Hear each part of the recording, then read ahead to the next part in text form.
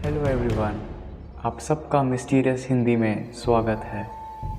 आज की कहानी ऑर्को के साथ घटी इंसिडेंट्स पे आधारित है, क्योंकि उन घटनाओं को याद कर आज भी आधी रात गए उसकी नींद टूट जाती है। यह कहानी ऑर्को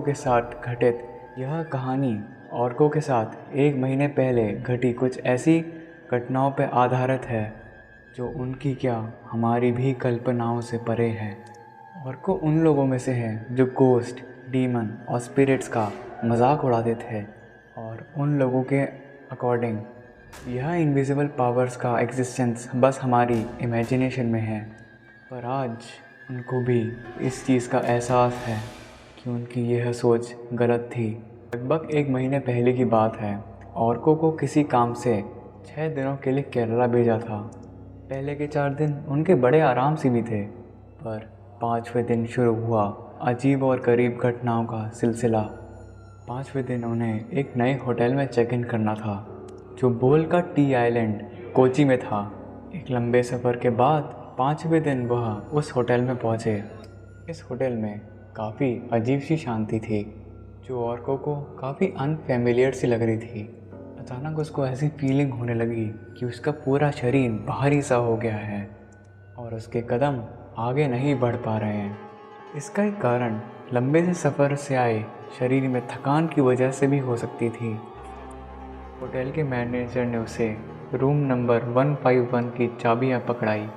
एक लंबी सी गैलरी को पार करते हुए वह रूम नंबर 111 तक पहुँचे। पर इस बीच जब ऑर्को गैलरी से गुज़र रही थी, उसको एक बच्चे की आवाज़ आई जो उसके कानों में क्लियरली सुनाई दे रही थी, पर वहाँ कोई बच्चा दिखाई नहीं दे रहा था। रूम नंबर 111 इस होटल की गैलरी का आखिरी कमरा था। रूम का दरवाज़ा खोलते ही ऑर्को को रूम के अंदर से एक ज़ोरदार हवा ने धक्का दिया। पर आश्चर्य की बात यह है कि रूम के दरवाज़ा खोलते ही उस बच्चे की आवाज़ गायब हो गई थी। रूम के अंदर की शांति ऑर्को को काटने के लिए दौड़ रही थी। उसने अपने रूम के दरवाजे को बंद किया और पलंग पर चुपचाप लेट गया। एक अजीब ही तरीके से उसका पूरा शरीर नम हो गया। ऑर्को अपने आप को बहुत ज़्यादा अनप्रोटेक्टेड महसूस कर रहा था, और उस कमरे के अंदर एक अजीब तरीके की स्मेल आ रही थी, मानो जैसे महीने से वो कमरा बंद पड़ा हो और उसकी साफ़ सफाई बिल्कुल भी ना हुई हो। उसने रिसेप्शन में फ़ोन लगाने के लिए फ़ोन उठाया, पर फ़ोन डेड था। ना चाहते हुए भी ऑर्को को उठना पड़ा। उसके कमरे से वो रिसेप्शन बहुत दूर था। रिसेप्शन के रास्ते जाते समय उससे होटल के स्टाफ अजीब तरीके से घूर रहे थे। इन सब बातों को ऑर्को इग्नोर करते हुए वह रिसेप्शन की ओर बढ़ता गया। वहाँ पहुँच के उसने मैनेजर से कमरे की शिकायत दर्ज करी और उसका कमरा बदलने की रिक्वेस्ट करी, पर मैनेजर ने कहा कि सर, इस समय और कोई भी कमरा खाली नहीं है। बस ये आज रात की बात है, मैं कल आपका कमरा बदल दूंगा, और अभी के लिए मैं आपके कमरे की अच्छे से साफ़ सफाई करवा देता हूँ। करीबन 1 घंटे के लिए ऑर्को उस रिसेप्शन के सोफे पर ही लेट गया। उसने अपनी आँखें खोली और घड़ी की ओर देखा तो दोपहर के 2 बज चुके थे। वो तुरंत ही भागते हुए अपने कमरे में गया और तैयार होकर अपनी मीटिंग के लिए निकल गया। उस दिन मीटिंग करीबन 8 बजे तक चली, और मीटिंग से लौटने के बाद रात 9 बजे ऑर्को ने मीटिंग में ही डिनर किया और अपने रूम नंबर 111 में चला गया। उसके इस कमरे में एक बड़ी सी खिड़की थी, और खिड़की के बाहर का नज़ारा अनबिलीवेबल था। खिड़की के बाहर का नज़ारा बम्बानत लेक का था। ऑर्को ने टीवी ऑन किया। टीवी के बाईं तरफ एक बच्चे की फ़ोटो लगी हुई थी। तस्वीर देख के तो यह लग रहा था कि वह किसी विदेशी बच्चे की तस्वीर थी, जिसके चेहरे से मासूमियत साफ झलक रही थी, और उसकी आंखें ऑर्को की तरफ थी। अगर आप भी उसकी आंखें देख लें तो आपको भी ऐसा लगेगा कि वह आप ही की तरफ देख रहा है। ऑर्को ने अपना ध्यान तस्वीर से हटा के वह टीवी बंद करके अपने लैपटॉप खोल लिया और अपना काम शुरू कर दिया। और तभी अचानक उसे वही आवाज़ सुनाई दी जो आज दोपहर को उसने सुनी थी। रात करीबन 10 बजे एक बच्चे की रोने की आवाज़ आ रही थी। उसने टीवी के तरफ देखा तो टीवी तो बंद पड़ी थी। ठीक से सुनने पर ऐसा लग रहा था कि मानो आवाज़ खिड़की के बाहर से आ रही हो। औरकों ने उठकर खिड़की खोली और अनइमेजिनेबल तरीके से खिड़की खोलने के बाद वह आवाज़ बंद हो गई।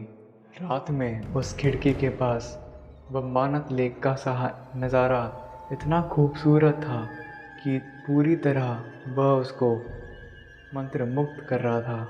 वह खिड़की के पास खड़े होकर बम्बानत लेक को देख ही रहे थे कि तभी अचानक पीछे से उसे किसी ने धक्का दिया। यह धक्का किसी ने बहुत ज़ोर से नहीं दिया था, इसलिए उसके कदम हल्के से लड़खड़ाए, पर औरकों के मन में एक डर पैदा हो गया था क्योंकि उस कमरे में उसके अलावा और कोई नहीं था।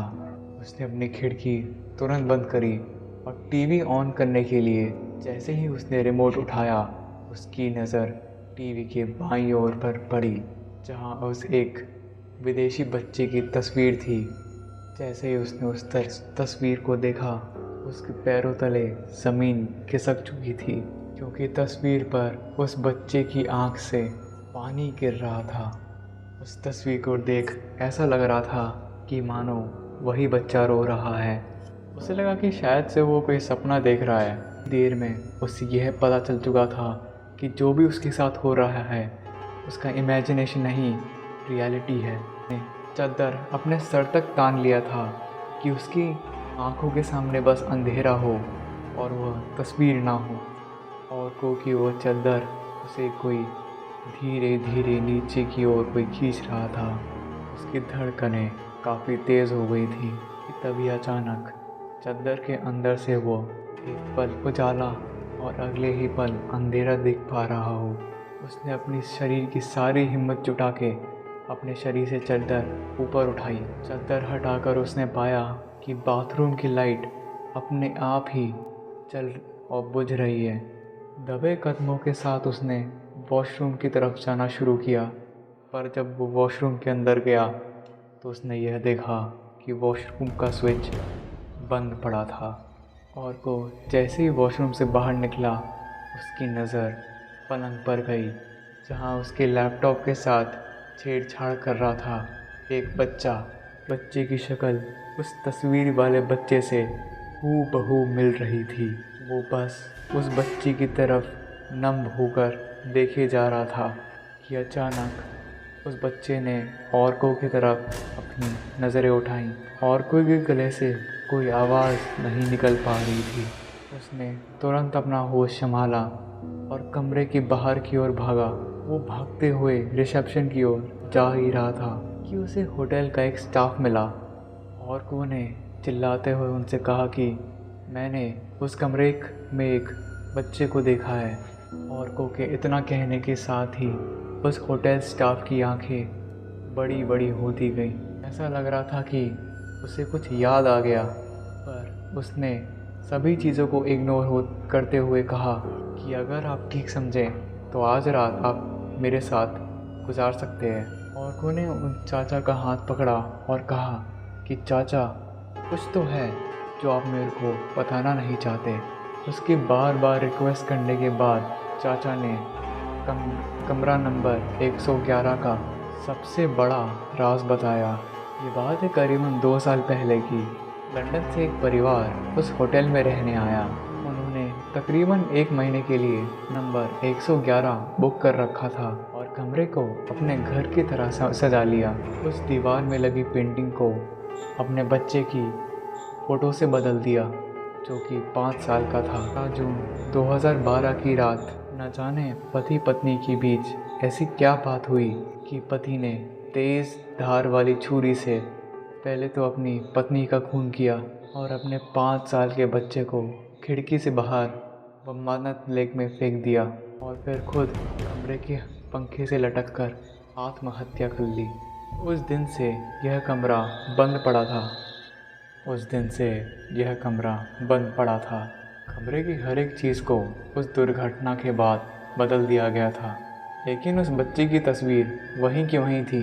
चाचा की बातें सुनते सुनते कब औरको की आंख लग गई, उसे पता ही नहीं चला। सुबह जब उसकी आंख खुली तो चाचा उसको अगल बगल कहीं नज़र नहीं आए। पर जाने से पहले औरको चाचा से एक बार फिर मिलना चाहता था। मैनेजर ने जब औरको से पूछा तो वो उसकी कोई मदद नहीं कर पाए। उनके बगल में खड़ा होटल का और एक स्टाफ बड़ी एक्साइटमेंट से चाचा का नाम औरको से पूछ बैठा। औरको ने कहा कि उन्होंने अपना नाम रहमान बताया था और मेरी मुलाकात उनसे कल रात को ही हुई थी। यह सुनकर उस स्टाफ ने कहा कि आपको शायद कोई गलतफहमी हो रही है, क्योंकि रहमान की मौत तो 3 साल पहले हो चुकी है। आज की ये कहानी आपको कैसी लगी कमेंट करें और सब्सक्राइब करें मिस्टीरियस हिंदी चैनल को और ऐसी वीडियोस के लिए। तब तक के लिए मिलते हैं।